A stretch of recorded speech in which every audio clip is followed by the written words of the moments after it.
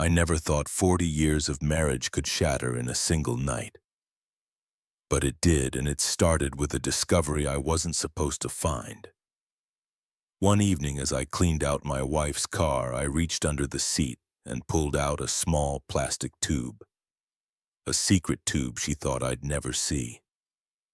My hands trembled, my chest burned, because in that moment I knew she wasn't just hiding a random item. She was hiding betrayal. I didn't scream. I didn't confront her. Instead, I smiled to myself, walked to the garage, and swapped that secret tube with industrial glue. Drop by drop, I filled it, knowing it was only a matter of time before the truth revealed itself in the ugliest way possible. That night, as darkness fell over our quiet street, she walked into my house with a man no one would ever expect. The sound of laughter, then the silence of shock. Minutes later, neighbors were outside shouting as smoke curled from my kitchen window and the fire truck screeched into the driveway. Firefighters stormed my home and tore them apart in front of everyone. Imagine the shame, imagine the horror, imagine the betrayal finally dragged into the light for the whole neighborhood to see. But here's the thing. What if I told you that wasn't even the worst part? That behind this dirty secret was an even darker plan, one that could have taken everything I built in my life. Do you want to know how far her betrayal really went? Then stay with me, because this story will make you question everything you thought you knew about love, loyalty, and revenge. Tr quit revenged, and I. Richard Miller was 65 years old, and for most of his life he had been known in our small Texas town as the man behind Miller's Bakery. I had risen before dawn for 4 decades, my hands dusted white with flour, my back bent over ovens that seemed hotter with every passing year. People knew me as steady, dependable, the man who made the kind of bread that reminded them of home. My world was built on routine, on love for my daughter Emily, and on trust in my wife Linda, the woman I believed had shared my burdens, my victories, and my soul for more than 40 years. That trust was what made the moment in her car so unbearable. I had gone out that evening with nothing more in mind than to tidy up. Linda had been out for errands earlier in the day, and when she came home she tossed me the keys with a distracted smile and went inside to change. I thought nothing of it. After dinner, when she disappeared into the bedroom with her phone, I decided to bring her car into the garage and clear out the clutter. I'd always been the kind of man who kept things neat, a habit I learned from long nights in the bakery when one misplaced scoop of sugar could ruin a whole batch. The car smelled faintly of something I didn't recognize, sweet floral, too heavy to be her usual rose perfume. It hit me like a stranger's cologne in my own bedroom. I sat behind the wheel for a moment, breathing it in my chest, tightening with unease. Then I began pulling fast food wrappers from the console, empty water bottles from under the seats. My hands moved without thought until they brushed against something small and smooth wedged beneath the passenger seat. I reached in, pulled it out, and the world seemed to tilt. It was a tube. Small, discreet, with a cap smudged from use. My eyes lingered on it, my fingers tightening as if they were gripping a snake that might bite. In all my years with Linda, never once had I seen her use such a thing. We hadn't shared a bed in the same way for years, not since age and exhaustion made intimacy a memory rather than a habit. She had always brushed it off with a smile, saying she was tired, that our love was deeper than what happened behind closed doors. But now, here in my hand, was proof that someone else had been given what she had long denied me. My heart pounded so hard I could hear it in my ears. The inside of the car seemed to close in on me, the shadows pressing down like judgment. I wanted to storm inside, to throw the tube on the kitchen table and demand an explanation. 40 years of marriage and one secret tube shattered it. The thought echoed like a bell tolling in my mind, each repetition colder than the last. But I didn't move. I sat there gripping that tube until my knuckles turned white. Anger boiled inside me, but so did something else, fear. Because if I asked her now, she would lie. Linda had always been good with words, quick to smooth over questions with a smile or a half-truth. If I confronted her without proof, she would laugh at my paranoia, brush it away. And I would be left looking like the fool.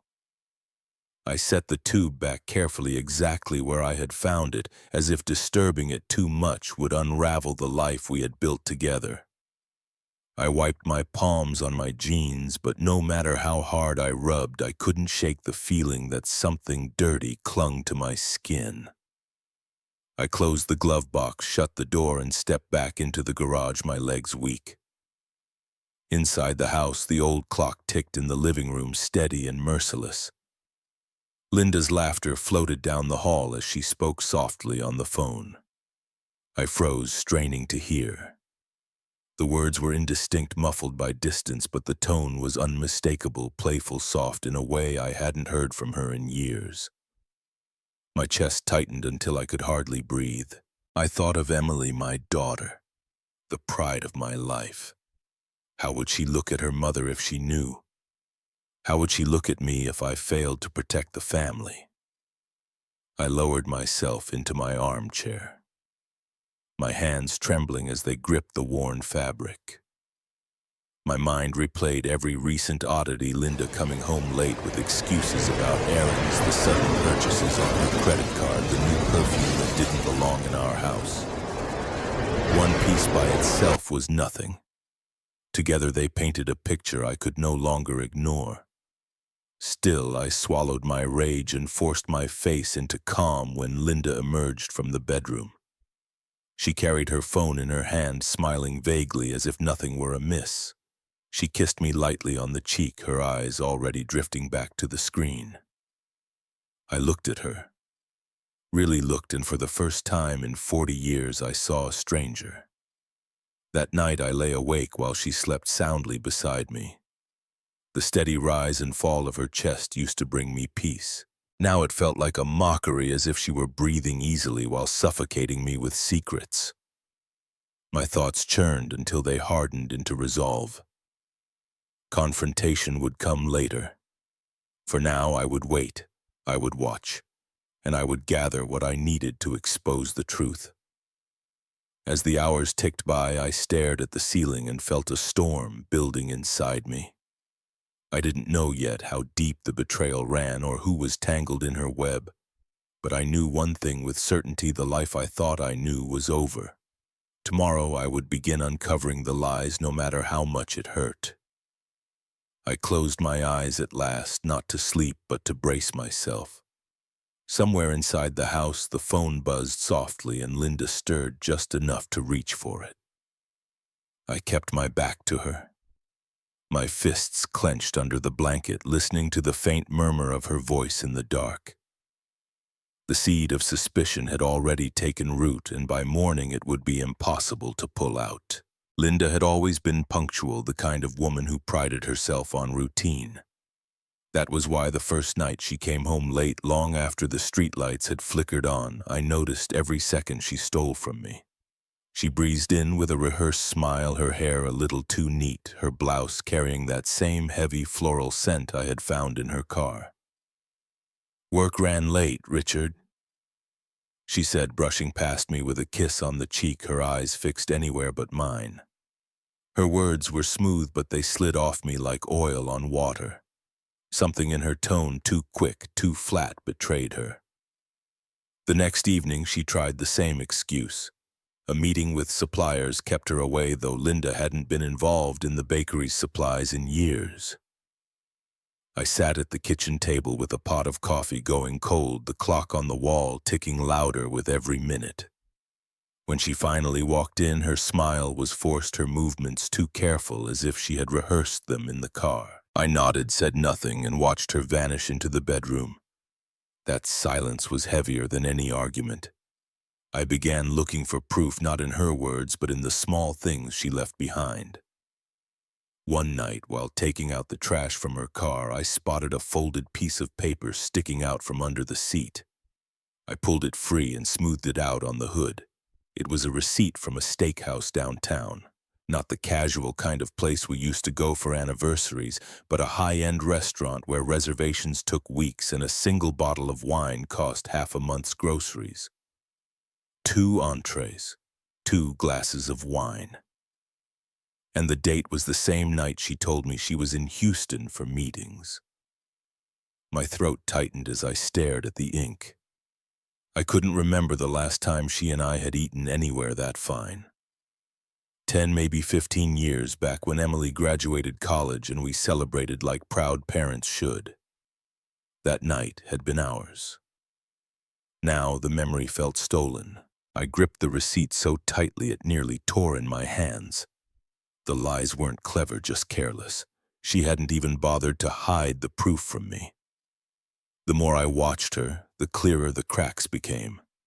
She lingered too long over her phone, smiling at messages she wouldn't let me see. She fussed over her clothes as if preparing for something grander than errands. She left her purse on the counter with a business card peeking out an upscale hotel we had never visited together.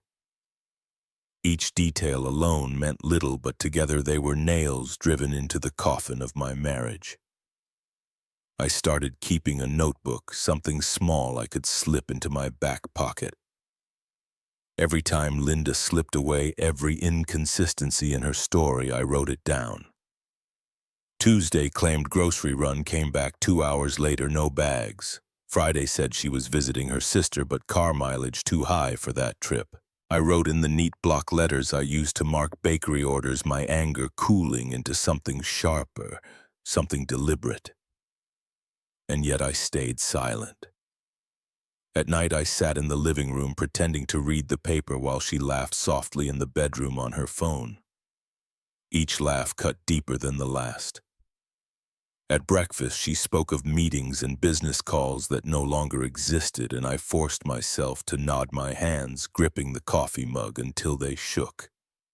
The decision came quietly, but once it settled in, it was firm. I couldn't keep circling this storm alone. Watching wasn't enough. I needed clarity, proof beyond the scraps I was collecting.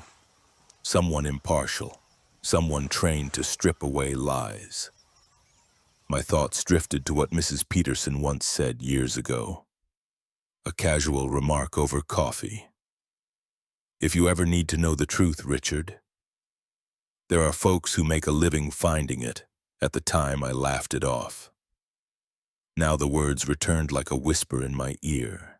That night, Linda came home even later. Her cheeks flushed, her eyes brighter than they'd been in years. She didn't notice me watching from the shadows of the hallway as she slipped off her shoes and placed her phone face down on the counter. I caught the glow of a text lighting the screen just before it went dark. She giggled, a sound so young, so out of place in our quiet house, and disappeared into the bedroom. I sat there in the dim kitchen, my heart pounding with something darker than pain. It was Rizu. The betrayal wasn't just real, it was growing bold, sloppy, fearless. She thought I was blind, that 40 years of loyalty had made me weak. But she was wrong. Tomorrow I told myself I would take the first step. Tomorrow I would find someone who could help me tear away her mask piece by piece until the truth stood naked and undeniable. As I folded the steakhouse receipt and slipped it into my wallet, a bitter smile crossed my face. She had given me the first thread, and I was ready to pull until the whole fabric of her lies unraveled. The steakhouse receipt burned in my pocket for 2 days before I told a soul. I carried it with me like a cursed token, pulling it out in the quiet of the bakery after the ovens cooled, staring at the ink until my hands shook. I wrote notes in my little book, charting every lie Linda fed me. But I felt the weight of isolation pressing harder each day. Knowing the truth was one thing. Carrying it alone was unbearable. It was Mrs. Peterson who broke my silence. She lived across the street, a widow with a sharp eye and a sharper tongue, the kind of neighbor who noticed when a curtain moved or a car parked too long. One evening I caught her gaze lingering on me as I dragged the trash cans to the curb. "Richard," she called softly, concern laced in her voice. "You look like you haven't slept in weeks." I hesitated, pride battling pain. But there was something in her expression, steady, compassionate, that cracked the wall I'd built. I walked across the street, the cool night air biting my skin, and before I knew it, I was sitting at her kitchen table with a cup of chamomile tea between my trembling hands. The words spilled out, the perfume, the secret tube, the late nights, the receipt. By the time I finished, my voice was raw. Mrs. Peterson reached across the table, her weathered hand resting on mine. "Richard, you can't carry this alone. And you can't just guess. You need proof, cold, hard proof. Otherwise, she'll twist it back on you." She paused, her eyes narrowing with certainty. "I know a man, a private investigator, discreet, reliable. He's helped women in our church who went through the same hell. His name's Thomas Green." The name hung in the air like a lifeline. A private investigator. The idea felt foreign, almost shameful, but also necessary. I nodded slowly, my heart pounding. "If truth hurts, lies destroy," I muttered, more to myself than to her. She gave my hand a squeeze and promised to get me his number. The next afternoon, I met Thomas at a quiet diner off the highway, the kind of place where anonymity clung to the smell of fried food and burnt coffee. He was a stocky man in his 50s with clear eyes that seemed to see too much. He shook my hand firmly, sat down, and listened without interruption as I laid everything out. Unlike Mrs. Peterson, he didn't murmur sympathy or offer comfort. He just scribbled notes in a battered leather pad, his face unreadable. When I finished, he leaned back, folding his arms. "I've heard this story 100 times, Mr. Miller. Husbands, wives, betrayal doesn't discriminate. The only difference is how well people hide it. Your wife, she's sloppy. That makes my job easier." His voice was flat, practical, and it steadied me. I slid the steakhouse receipt across the table. He studied it for a moment, then tucked it neatly into a folder. "This tells me where she was and when. That's a start." From my coat pocket, I pulled out a tissue with a faint trace of the perfume I had found in Linda's car. Thomas lifted it to his nose, his eyebrows raising slightly. "Expensive, not her usual." "No," I said, my throat tightening. "Not hers." He nodded and jotted something down. "I'll track her financials, credit card, activity, joint accounts. And I'll follow her movements. You'll get photos, timestamps, proof solid enough for a lawyer if it comes to that." His words were like ice water, chilling but bracing. I sat there, gripping my coffee mug, torn between relief and rage. Relief that I wasn't alone anymore. Rage that this was necessary, that I had to pay a stranger to expose the woman I had built my life with. Thomas closed his notebook with a snap. "You'll hear from me soon. Don't confront her, don't change your routine, pretend everything is normal. The more she feels safe, the sloppier she'll get." Driving home that night, I felt the strangest mix of power and dread. The truth was no longer a shadow haunting me. It was a hunt in motion. I parked in the driveway and sat for a long while, watching the light flicker in the kitchen window, where Linda moved about, humming softly. The sight of her, so casual, so domestic, made bile rise in my throat. She had no idea the ground was already shifting beneath her feet. As I stepped inside, she smiled at me, asking if I wanted tea. I studied her face, the lines I once traced with love, now etched with deceit. I forced a smile, but inside my heart whispered promises of vengeance. Soon, I told myself, she'll be caught in her own web. That night, as she slipped into bed and drifted off beside me, I lay awake, staring into the dark. My mind no longer clouded by doubt. The hunt had begun, and Thomas Green was already following her trail. I closed my eyes and clenched my fists beneath the covers, ready for the storm that was coming. The next morning, as I watched Linda walk out the door in her neatly pressed blouse, I noticed something she hadn't meant to reveal: a second phone slipping into her purse, glinting in the morning light. My stomach dropped. Another secret. Another weapon for me to use. And I knew then Thomas wouldn't have to dig far before he uncovered rot deeper than I dared imagine. Thomas didn't make me wait long. Just 2 days after our meeting at the diner, he called me with a voice low and measured the kind of tone a man uses when the truth is about to cut deep. "Mr. Miller," he said, "I've got something you'll want to see. Check your email." My hands trembled as I logged in on the old desktop in my study, the one Emily used to write college essays on. The inbox blinked with new messages, and there it was. A file from Thomas Green. I clicked it open, and the first photograph knocked the wind out of me. Linda, my wife of 40 years, sitting in a corner booth of a fancy restaurant.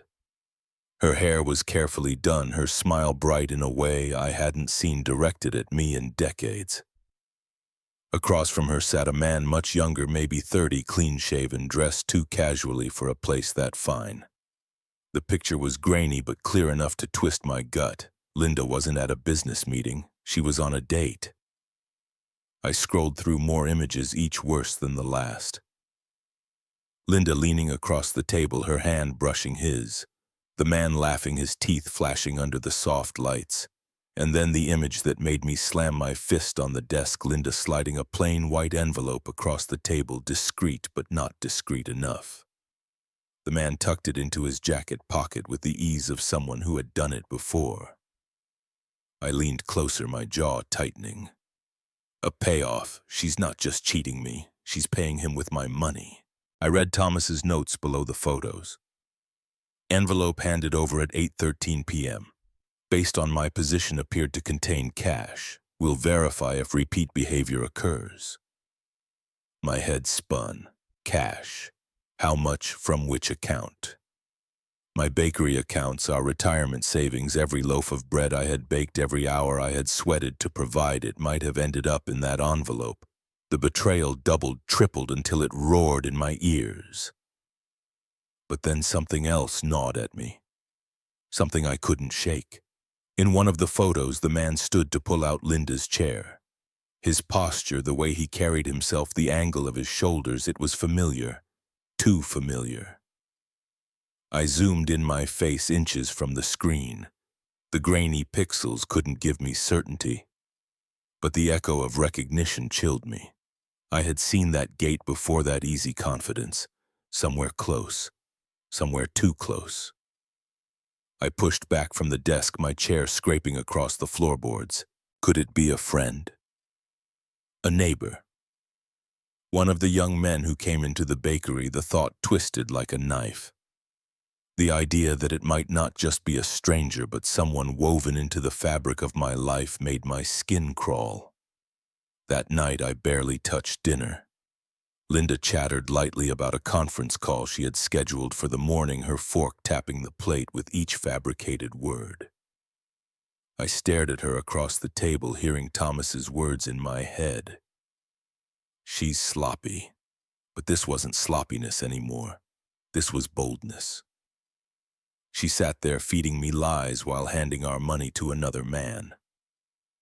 I gripped my fork until it bent, forcing a thin smile when she looked up. She didn't notice the storm in my eyes. Later, I sat alone in the living room with the lights dimmed, staring at the printed photos Thomas had sent over. Each one felt like a hammer striking the foundation of my marriage. I tried to imagine how many envelopes had changed hands before this. How many bills slipped away while I was kneading dough in the bakery or dozing in my chair. Betrayal was one wound, theft was another. Together they hollowed me out until only rage remained. But the worst was the flicker of familiarity. I couldn't shake it. I pictured Emily's husband David walking through our door on Sundays with his arm around my daughter. I imagined him laughing, that same tilt of the head, that same gait. My chest tightened, my breath shallow. No, it couldn't be. It couldn't. And yet the seed was planted and I couldn't dig it out. I folded the photos, slipped them into the notebook with my other evidence, and poured myself a stiff drink. My hand shook so badly I spilled half the whiskey before I could bring it to my lips. I stared into the amber liquid, wondering how much more Thomas would find, how many more lies Linda had spun. My life had become a puzzle, and each piece Thomas delivered was darker than the last. As I sat there in the half-light, the front door creaked open. Linda stepped inside, humming softly, her perfume drifting ahead of her like a warning. She glanced at me, offered a casual smile, and walked past without a word. I watched her climb the stairs, my heart thundering, the photos burning in my pocket. If the man in those pictures was who I feared, then this wasn't just betrayal, it was something far worse. The kind of sin that destroyed families forever. I gripped the arm of my chair until my knuckles went white, whispering to myself the only truth I had left. Whatever Thomas found next would either break me or give me the weapon I needed to burn her lies to the ground. The next set of photos Thomas sent me didn't come with words, just images sharp enough to gut me without explanation. Linda in a red dress, her hand brushing the sleeve of a man as they slipped through the side entrance of a downtown hotel. The timestamp glared back at me, Saturday night, the same night she told me she was at a conference dinner. But the photos weren't enough this time. I needed to see it with my own eyes. The following evening I drove into the city and parked across from that same hotel. The night was cold, the kind that cut through a man's coat, but I barely felt it. My heart was hammering too hard, a dull roar in my ears. I sat hunched low in the seat, headlights off, watching the revolving door spin with couples and travelers. I told myself I was ready, that nothing could shock me anymore, but I was lying to myself. It happened just past midnight. The glass doors parted and out they came, Linda first. Her hair slightly mussed, her lipstick faded, but her smile still radiant. Then the man stepped beside her, close enough their shoulders touched, as if the world belonged to just the two of them. I leaned forward, my breath fogging the windshield, and in that instant the ground fell out beneath me. My God, it's him. Mark, my son-in-law. Emily's husband, the man who sat at my table every Sunday holding my daughter's hand, calling me Dad. His face was unmistakable even under the harsh glow of the street lamp. The way he reached for Linda's waist, the familiarity of his touch, it was intimate, practiced, obscene. My chest constricted, pain tearing through me like a fist. I collapsed back against the seat, clutching the steering wheel as if it could keep me from shattering. The lies I had suspected before were nothing compared to this truth. Betrayal had a name, a face, a place in my family. I saw Emily's smile in my mind, her laughter at our dinners, her faith in her marriage. And now all I could see was her husband walking out of a hotel with her mother. They walked to Mark's truck, laughing softly, her hand brushing his arm with the ease of long habit. I bit down on my lip until I tasted blood, forcing myself not to fling open the car door and drag them both into the street. Instead, I stayed frozen, every nerve screaming while my heart broke in shints. When they drove off, I didn't follow. My hands were trembling too badly, my vision swimming with rage and grief. I sat there in the dark, the empty street closing in around me until the silence became unbearable. I bent forward, my head pressing into the steering wheel, and let out a guttural sound I didn't recognize as my own. It was pain, betrayal, and fury all twisted together. I thought of the years Linda and I had built together, the bakery, the home, the sacrifices. I thought of Emily as a little girl running into my arms after school, trusting me to keep her safe. And now her mother and husband had conspired to shatter that trust in the most vile way. This wasn't just an affair. It was treason within the blood of my own family. The street lamps flickered above as I finally pulled the keys from the ignition, but I couldn't bring myself to drive home. My chest felt tight, my pulse uneven. For a moment I wondered if my heart would give out right there, ending it all before I could face what was coming. But I clung to one thought: this wasn't the end. Not yet. Thomas's words echoed in my mind. The sloppier they get, the easier it is. Linda and Mark thought they were untouchable, shielded by family ties. But now that I had seen it myself with my own eyes, there was no turning back. Proof wasn't just a set of photos, it was seared into my memory, permanent damning. I wiped my face with shaking hands, started the engine and pulled away from the curb. The city blurred past my windows, but inside me, clarity sharpened. They had declared war on everything I had built, everything I had loved, and I was done sitting in silence. As I drove into the night, one question burned hotter than the rage in my chest. When Emily found out, would this destroy her, or would it destroy all of us? I drove home from the city with Mark's face burned into my mind. But I didn't go inside the house. I couldn't. Not with Linda sleeping in our bed, as if nothing had happened. Instead, I turned the wheel and steered toward the bakery. That little shop had been my second home for 40 years, the place where I poured sweat and sacrifice into dough that fed half the town. That night, though, it wasn't a bakery. It was a tomb for the man I had been. I unlocked the back door and stepped into the familiar scent of yeast and sugar. The ovens were cold, the counters empty, but the silence was deafening. I pulled a bottle of bourbon from the cupboard, a gift from a hotel manager I once supplied, and poured it straight into a coffee mug. The burn down my throat was sharp, but not sharp enough to drown the image of Linda's hand on Mark's back. Her lips curling into that secretive smile I hadn't seen in years. I sat at one of the small round tables where customers usually sipped coffee in the morning. The dim light above me flickered, throwing long shadows across the tiled floor. My mind wandered back through the decades. I saw Linda and me on our wedding day, her veil trembling in the summer wind. I remembered the nights we stayed up kneading bread side by side when we couldn't afford an assistant, how she laughed when flour stuck to my hair. I had given her every piece of me, 40 years of loyalty, of labor, of trust. And she traded it for lies in hotel rooms. The bourbon dulled the ache, but only for a moment. Rage swelled in its place, hot and unrelenting.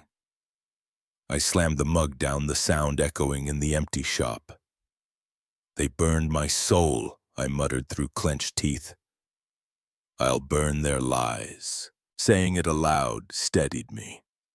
I wasn't just a man betrayed anymore. I was a man with a mission. Images of Emily filled my head. My daughter, the girl I raised to be kind and strong, who trusted both her parents and her husband. She was innocent, caught in a web she didn't spin. If I did nothing, she'd be destroyed twice, by a cheating husband and by a mother who betrayed us all. The thought lit a fire in my chest. I couldn't let Emily's life be poisoned by their treachery. I poured another drink and began scribbling in my notebook, not just recording lies this time, but planning.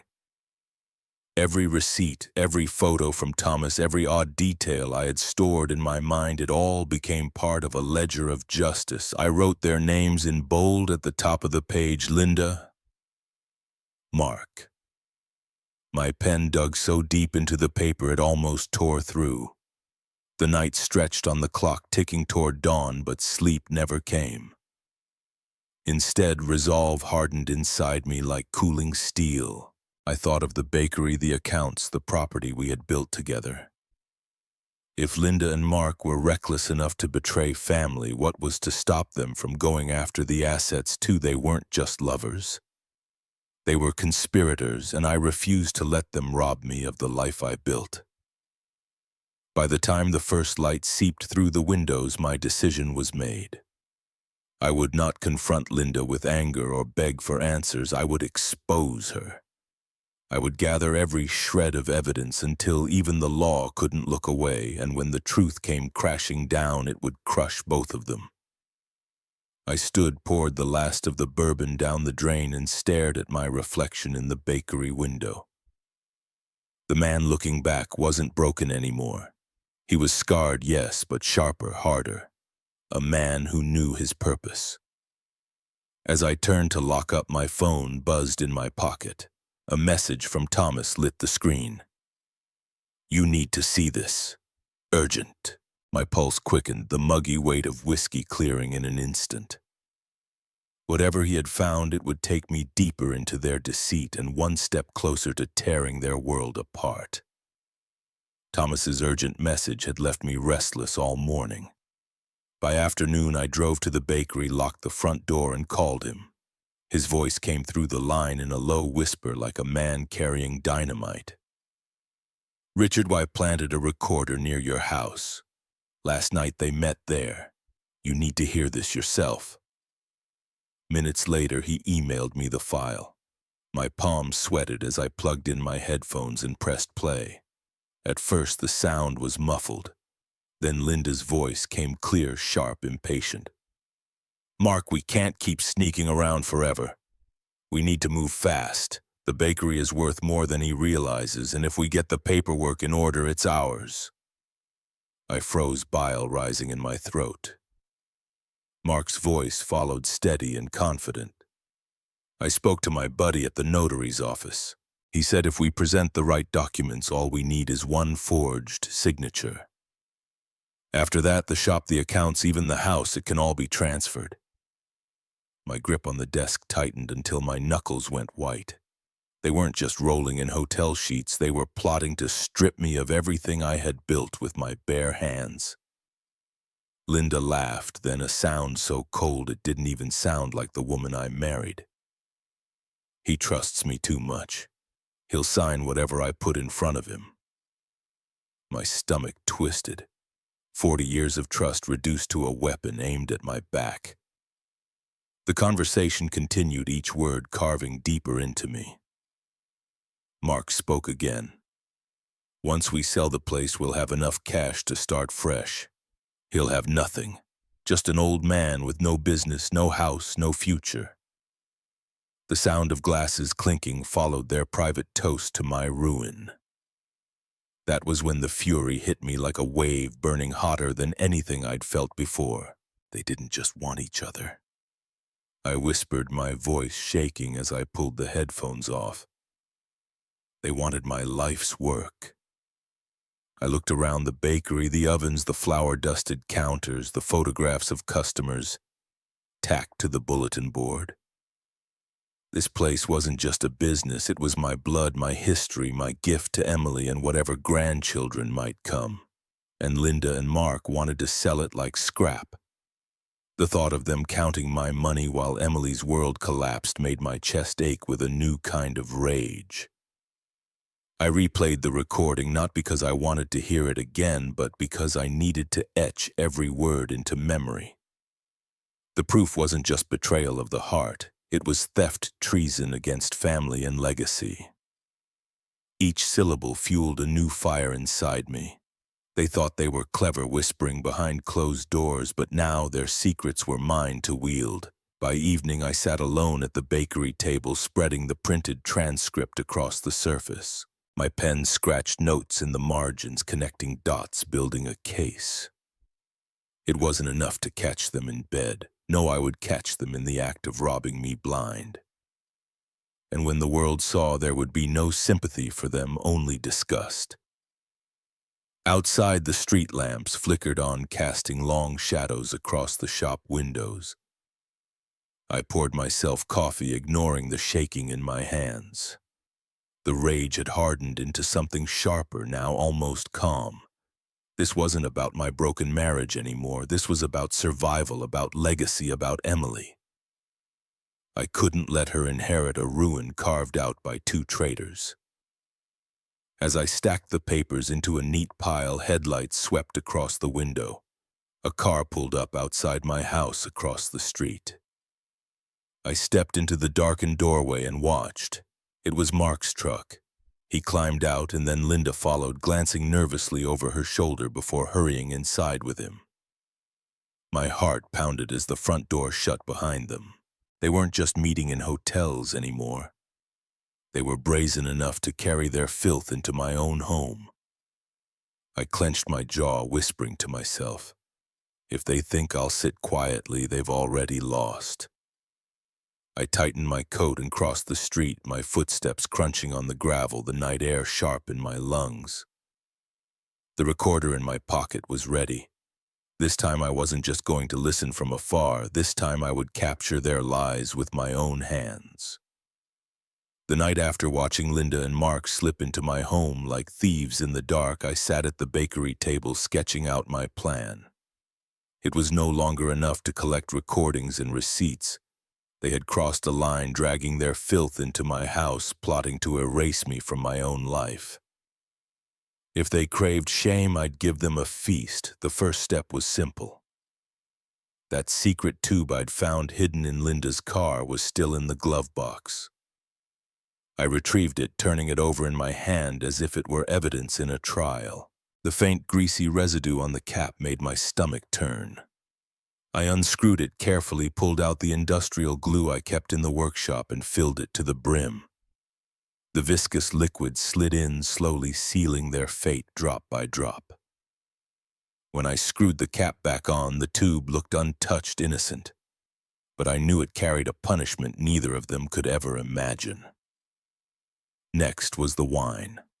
Linda always poured a glass when she was with Mark, the same Cabernet I had introduced her to years ago during our anniversaries. That detail made me furious, but it also gave me an opening. I bought an identical bottle, drilled a small hole, and slid in a pinhead microphone connected to a tiny transmitter. When they toasted their betrayal, every word, every laugh would spill straight into my recorder. I sealed the bottle so neatly no eye could catch the trick. Then I turned my attention to the house. I planted a discreet recording device behind the frame above the headboard, a family photo of Emily on her wedding day, now watching silently over her mother's deceit. The irony cut deep, but it was fitting. That photo had once been a symbol of joy. Now it was a witness to treachery. I rigged the stove in the kitchen with a small device of my own. It wasn't meant to burn the place down, just to release smoke thick enough to summon the neighbors. A little nudge and the whole street would come running, firefighters included. They wouldn't just be caught, they would be exposed. As dawn broke, I rehearsed every step in my head, calm for the first time in weeks. This wasn't blind rage anymore. It was strategy. It was justice disguised as revenge. I cleaned the kitchen, straightened the cushions, set the wine on the counter, and slipped the doctored tube back into the glove box. Everything looked normal, domestic, perfect. By late afternoon, I packed a small overnight bag and left it in plain sight, a breadcrumb trail for Linda to believe I was going out of town. Business in Nashville, I muttered as she asked half-heartedly where I'd be. She barely looked up from her phone. I wanted to laugh at how easy she made it. Evening fell and I parked my car 2 blocks away at Mrs. Peterson's, the one neighbor I trusted. From her upstairs window, I had a perfect view of my front door. My heart thudded as a familiar truck pulled into the driveway. Mark stepped out first, straightening his shirt like a cocky schoolboy. Then Linda emerged, scanning the street quickly before rushing to his side. They disappeared inside together, closing the door with a finality that made my chest tighten. I slid on my headphones, tuning into the live feed from the microphone in the wine bottle. Their voices came through, faint at first, then clearer. The sound of glasses clinking. Laughter. Linda's voice smooth and sly. To us and to the future we deserve. The word future echoed in my ears like a curse. My jaw clenched, my fingers curled into fists. I could picture them pouring wine, moving to the bedroom, unaware that every step was being recorded. Unaware that their night of pleasure was about to collapse into humiliation they could never wash away. My finger hovered over the small switch that would trigger the smoke device in the kitchen. I whispered to myself, steady and cold, "Not yet. Let them dig their own grave first." Through my headphones, their laughter turned to hushed whispers, then to the rustle of fabric and the creak of the bed. I knew the moment was coming, the moment my trap would spring. I sat in Mrs. Peterson's darkened parlor, my breath shallow, my hand hovering over the switch. Then it happened. A sharp, panicked cry pierced through the audio feed, Linda's voice cracking with horror.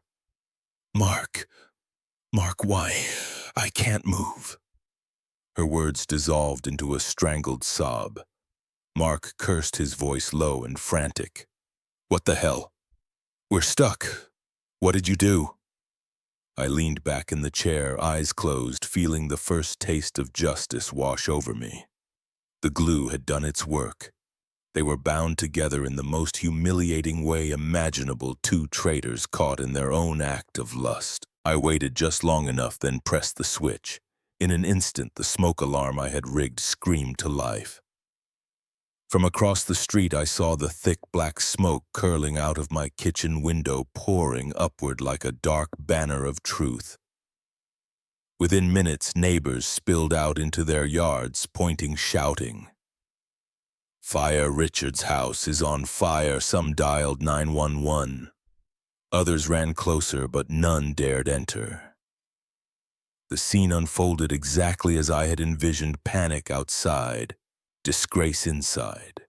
Then I saw her. Emily. My daughter came running down the street, hair disheveled, face pale. She must have seen the smoke from blocks away. I stood frozen behind the curtain as she burst through the crowd, shouting, "Mom! Mark! Where are they?" The feed in my ear filled with chaos. Linda wailing, Mark shouting for help, the bed groaning under their useless struggle. And then came the moment I had both dreaded and planned for. Emily pushed her way inside before anyone could stop her. I didn't need to see it to know what she found. Her scream tore through the night, raw and devastating. Mark, no. No." My chest tightened at the sound, part of me shattering with her. She had walked straight into hell, straight into the sight of her mother and husband glued together in shame, smoke thickening around them, their faces twisted with terror and humiliation. The crowd outside grew restless, neighbors whispering, "What's happening in there? Who's still inside?" And then, as if on cue, the wail of sirens cut through the chaos. Red lights washed over the street, reflecting off windows, dancing across the smoke. The fire truck screeched to a halt in front of the house. Firefighters leapt out, hauling hoses, axes, and masks. Emily stumbled back out into the yard, tears streaking down her face, clutching her chest as she sobbed uncontrollably. I stood behind Mrs. Peterson's curtain, my hands trembling, torn between triumph and heartbreak. The first firefighter smashed the front door open and the team poured in. Swallowed by the haze, through my headphones I caught fragments of shouts, orders, confusion. Then silence followed by a stunned exclamation, "Oh my God!" The humiliation was no longer mine alone. It belonged to them, and now the entire neighborhood would carry it like a scar. As the smoke thinned outside, neighbors pressed closer, their faces pale with dread and curiosity. Some whispered prayers, others speculated in hushed tones, and still Emily's sobs cut through the noise, each one a dagger in my gut. I whispered under my breath, steady, cold, "This is only the beginning." In that moment, as the firefighters wrestled with more than flames I knew the scandal had only begun to unravel. Soon everyone would know not just the shame of their affair, but the depth of their betrayal. And I would make sure no corner of their lives remained unscathed. The firefighters emerged from the smoke first, their heavy boots thudding against the porch, their shoulders bent with effort. Then, like a grotesque unveiling, they carried Linda and Mark together, wrapped awkwardly in white sheets, their bodies twisted and stuck in a way that made even the youngest firefighter avert his eyes. The street fell into silence. Neighbors who had gathered in clusters gasped, some covering their mouths, others shaking their heads in disbelief. Mrs. Peterson, phone in hand, had been recording from the moment the front door splintered, and now her lens captured every humiliating second as the two traitors were dragged into the open air. Betrayal cuts deepest when blood watches. Emily was on her knees at the edge of the lawn, her face pale, her sobs raw. She stared at her husband and her mother, bound together in filth, the people she trusted most. Reduced to a public spectacle. "Mom, Mark, no." No, she had cried inside, but now her voice was gone, replaced by hollow gasps of grief. I watched her crumble while the neighbors' whispers grew louder, harsher, a chorus of judgment that would outlive the night. "Shameful," one muttered. With her own daughter's husband, another hissed. "Disgusting. Poor Emily." Their words cut the air like knives, slicing away the last remnants of dignity Linda and Mark might have clung to. The firefighters laid them on separate stretchers, still tangled, still pleading under their breath. Mark's face burned with rage, Linda's with shame, but neither could escape the weight of 100 eyes. Mrs. Peterson zoomed closer, steady and deliberate. I knew what she filmed would not stay within the block. Within hours it would be on every neighbor's phone, and by dawn the whole town would feast on their disgrace. And that was exactly what I wanted. Emily screamed at them now, her grief shifting to fury. "How could you? You ruined everything." Her voice cracked, echoing through the night as if to etch their betrayal into the walls of every house on the street. The firefighters, uncomfortable, tried to shield the scene, but it was useless. The damage was done, the secret was no longer secret. As Linda and Mark were lifted into the ambulance, neighbors pulled out their phones, recording, whispering, condemning. What had been whispered suspicions hours earlier had turned into undeniable living proof. Their humiliation was no longer confined to my ears or even to Emily's shattered heart. It belonged to the community now, and communities never forget. I felt no pity as the ambulance doors slammed shut, only the cold satisfaction of justice beginning to settle. Yet beneath the satisfaction burned a deeper fire. Their shame was public, yes, but their scheme was not yet broken. They still held contracts, forged papers, plans to steal what I had built. Exposing their bodies was not enough. I had to expose their intentions, their hunger for my life's work. My revenge was only half complete. As the ambulance pulled away, its siren wailing into the distance, I whispered to myself, steady as a vow. Now the world knows who they are. Soon they'll know what they tried to take. The hospital smelled of antiseptic and stale coffee. A place where dignity should be preserved, but tonight it would be shredded. I walked down the corridor with a folder tucked under my arm and 2 small tubes hidden in my coat pocket. Nurses moved quickly around me, unaware of the storm I carried inside. When I entered the ward, Linda and Mark were lying in separate beds, both bandaged, both pale. Their eyes flicked to me in unison, and for the first time since this nightmare began, I saw fear in them. Not shame, not regret, fear. A nurse handed me ointment for their burns, trusting me as family. I waited until her back was turned, then slipped the tubes, replacing the healing salve with mustard I had prepared. It was petty, maybe cruel, but watching them writhe under the sting would be nothing compared to the burn they had carved into my life. When Linda applied it, her scream ripped through the sterile hallway. Mark cursed violently, thrashing on his bed. "It burns! What is this?" The nurse rushed back in, horrified, but I stood in the corner, calm as stone. For once, their pain was public, undeniable, and I felt no urge to stop it. I stepped forward, placing the folder on the table between their beds. Inside were copies of contracts, the false agreements they had drawn up to strip me of the bakery and even sell our home. Thomas Green had gathered everything. I had already given a set to my lawyer and another to the police. I opened the folder slowly page by page, letting Linda see her own handwriting, letting Mark watch the evidence stack higher. Their silence was louder than screams. "You thought you could steal my life," I said, voice steady, measured. "You thought betrayal could be hidden in ink and signatures. But lies don't just hurt, they destroy." Mark tried to sit up, face twisted with rage, but his hands shook. Linda stared at the floor, broken but still too proud to admit defeat. Then Emily walked in. Her eyes were swollen from tears, her voice hoarse from screaming the night before. But she carried herself with a strength I had never seen. She looked first at Mark, then at her mother, and finally at me. "Dad," she whispered, moving to my side, "I know everything now. I'm with you." Linda flinched as if struck, reaching out a trembling hand toward her daughter. "Emily, please listen to me." But Emily recoiled, her voice sharp, filled with a pain only a daughter could hold. "No, Mom. You destroyed everything. You betrayed us both. You don't deserve to ask me for anything." The room grew heavy with silence, the weight of family torn apart pressing against the sterile white walls. I slid a single sheet from the folder, divorce papers prepared long before this night. I placed a pen on top and pushed it toward Linda.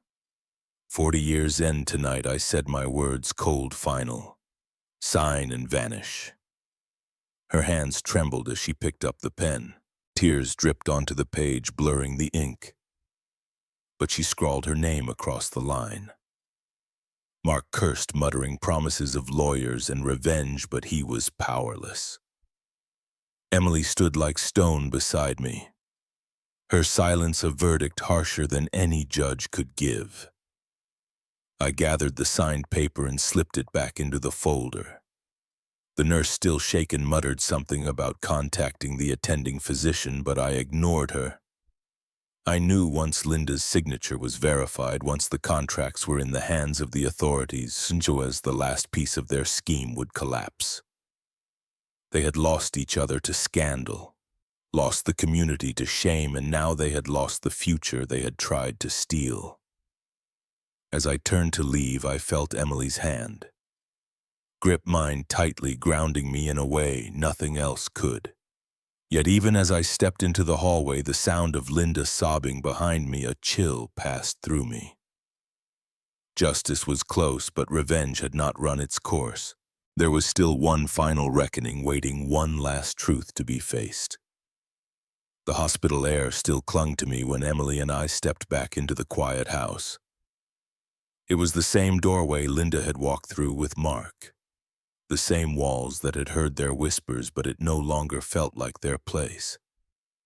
Emily carried a single suitcase, her face yet resolute. She didn't need to explain, her presence said it all. That night she chose to stay with me, not just as a daughter, but as a partner in rebuilding what had been broken. For the first time in weeks, I slept without the sound of betrayal echoing in my ears.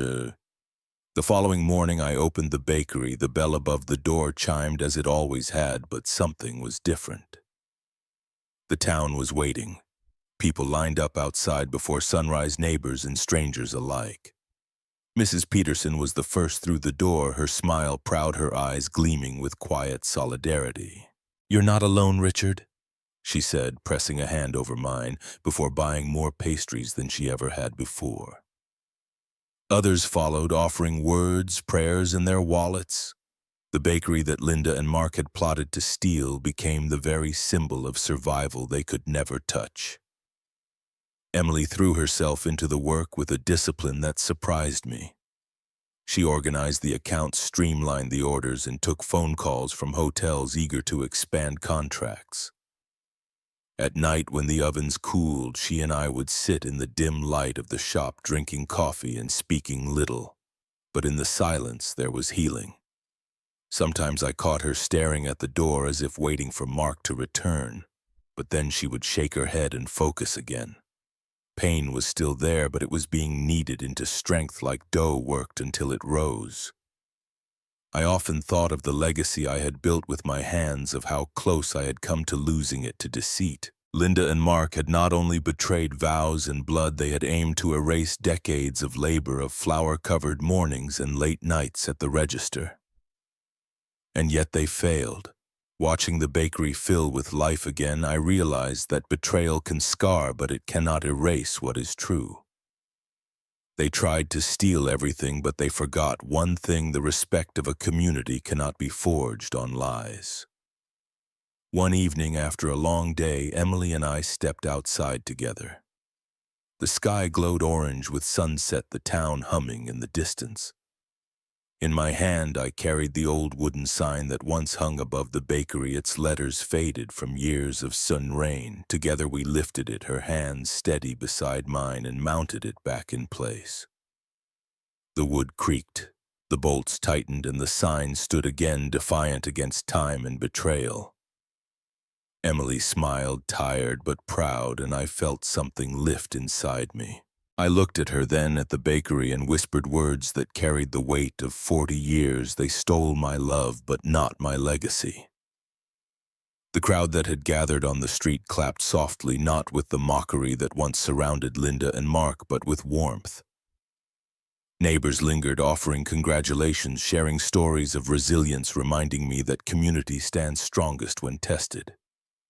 In that moment, the shame that had poisoned our name was washed away, replaced with respect that Linda could never reclaim. That night after closing, Emily and I sat at the same kitchen table where Linda once spun lies. The clock ticked steadily, not as an accusation anymore, but as a reminder of endurance. Emily reached across, taking my hand. "Dad," she said quietly, "we'll be okay." And I believed her.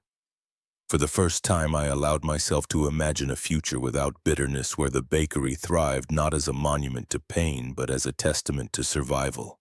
As I climbed the stairs to bed, I paused by a family photo still hanging in the hallway.